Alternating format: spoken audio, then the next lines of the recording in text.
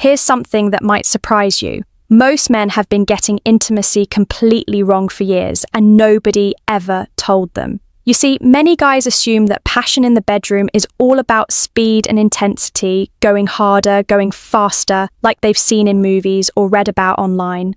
But here's the truth. How you connect physically with your partner has everything to do with whether she's genuinely enjoying the experience or just waiting for it to end. Get this wrong and you risk creating distance or discomfort. Get it right, and you build the kind of connection that keeps her wanting more time together, feeling closer to you emotionally and physically. And that's exactly what I'm here to help you understand today. I'm Dr. Nerida, and I've spent the last 12 years working in men's health, helping thousands of men rebuild confidence, restore intimacy, and create deeper connections with their partners. And today, I'm going to walk you through the most misunderstood aspects of physical intimacy, the things nobody teaches you, but that make all the difference. Here's what we're covering today. First, why starting slow isn't just polite. It's actually biologically necessary for her body to respond and enjoy what's happening. Then, the specific approach that amplifies pleasure for both of you, including the one element 99% of men completely overlook. And finally, how being present and attentive transforms you from just another guy into someone she genuinely looks forward to being intimate with.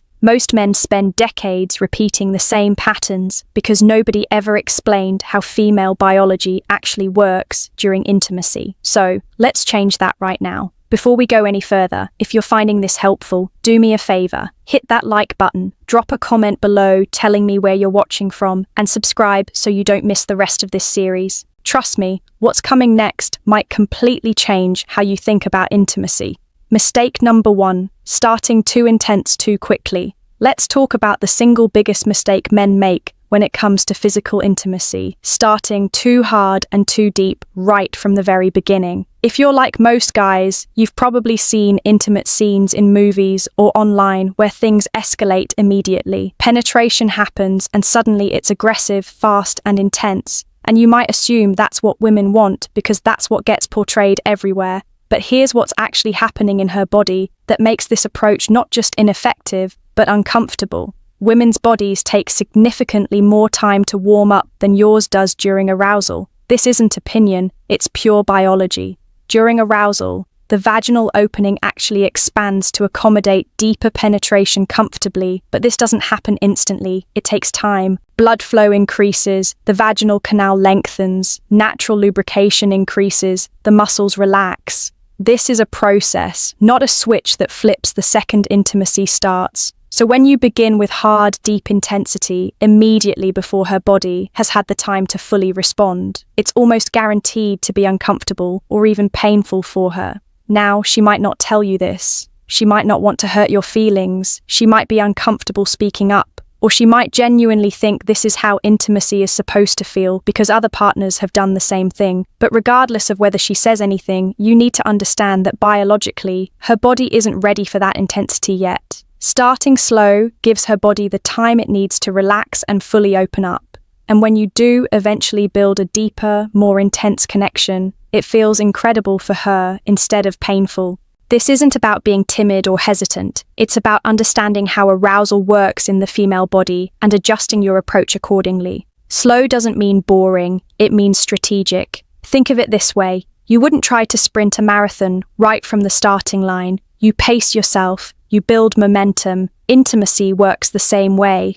Technique number 2, the power of teasing and anticipation. The second technique that changes everything is teasing, and this applies specifically to the rhythm of your physical connection, not just foreplay. Teasing is about strategically varying intensity to amplify her pleasure through anticipation and craving. And here's the psychology behind why this works so powerfully. When she's experiencing intense pleasure during intimacy, her body adapts to that level of stimulation. Those feelings build as she goes deeper into the experience. But when you temporarily pull back on that intensity, when you press pause for just a moment, you're creating a contrast that makes her want it even more. You're activating her desire. You're making her crave what you just took away. And this sense of craving will double or triple the intensity of her pleasure when you finally give her what she wants again. So here's how this works in practice. When you find yourself getting into a harder, faster rhythm that she's clearly enjoying, let her experience that for a bit, then pull back. Slow everything down dramatically. Enter her slowly and shallowly instead of hard and deep, and watch her reaction. She's going to be squirming, probably trying to pull you deeper, maybe even verbally asking you to give it back to her, and that's when you know you've got her exactly where you want her. Once you build up your speed and intensity again, you'll see what a powerful effect this contrast has on her body. The pleasure hits completely differently after being denied it for a few moments. One critical warning though, don't try this teasing technique right when she's approaching climax. If you pull back intensity right before she's about to reach orgasm, she's going to be genuinely frustrated with you and not in a good way. This technique works best in the earlier and middle stages of intimacy, when you're building arousal, not when she's right on the edge.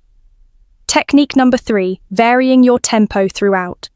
The third element to master is varying your tempo throughout the entire experience. If you maintain the same rhythm for an extended period, it gets repetitive, and repetitive stimulation actually becomes less pleasurable over time. Our nerve endings adapt to consistent stimulation patterns and become less sensitive to them. That's basic neuroscience. That's why mixing up your tempo is crucial. Your tempo should shift based on several factors: what position you're in, how close either of you is to climax, and how far into the experience you are. If you're early in the experience, facing each other, kissing, connecting, you can go slower and savor the intimacy. If you're further along and she's in a different position, you can go harder and faster. Don't overthink this. The point isn't to follow some rigid formula, it's to create natural variation so that her body stays responsive and engaged, rather than adapting to one consistent rhythm. As long as you're varying tempo based on the moment and what feels right, both of you will enjoy the experience significantly more. Quick pause here before I get to technique number 4. Let me tell you about something that's going to save you from making embarrassing mistakes when it comes to oral intimacy. I've put together a free resource that covers the most common errors guys make during oral sex. Things that seem minor but completely ruin the experience for her.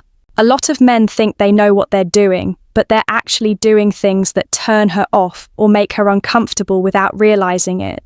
You'll find the link in the description. It's completely free, and it'll save you from techniques that don't actually work. Technique number 4, the power of grinding. The 99% miss this. Now, let me talk about the technique that 99% of men completely ignore, and it's one of the most powerful tools you have.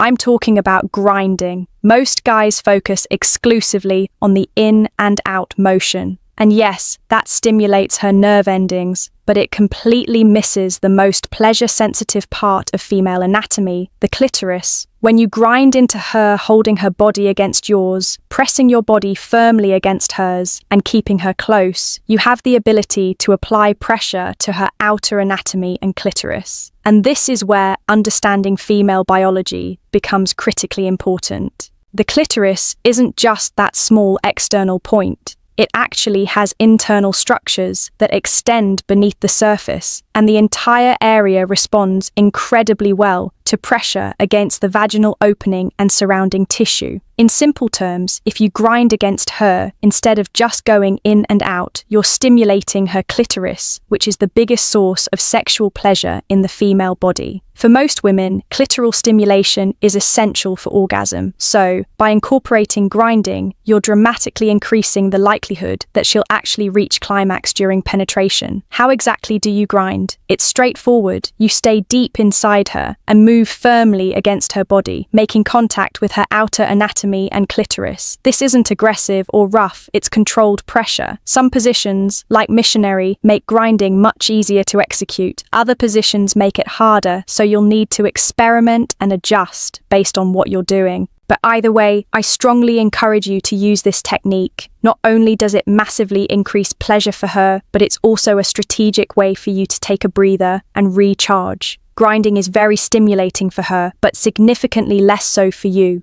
So, if you find yourself getting close to climax too early, switching to grinding lets you slow down your own arousal while still keeping her pleasure high. It's a win for both of you. Technique number 5, pay attention and stay present. The fifth and final principle is paying attention. Whether you're using rhythm, grinding, or doing anything else during intimacy, you need to be present and aware of how she's responding. Watch how her body reacts. Listen to her breathing. Notice what makes her move towards you versus pull back slightly. Pay attention to vocalizations, muscle tension, all of it. This awareness is what allows you to create the best possible experience for both of you, not just once, but consistently over time. Too many guys get trapped in their own heads during intimacy. They're worrying about performance, second-guessing themselves, thinking about whether they're doing it right. And because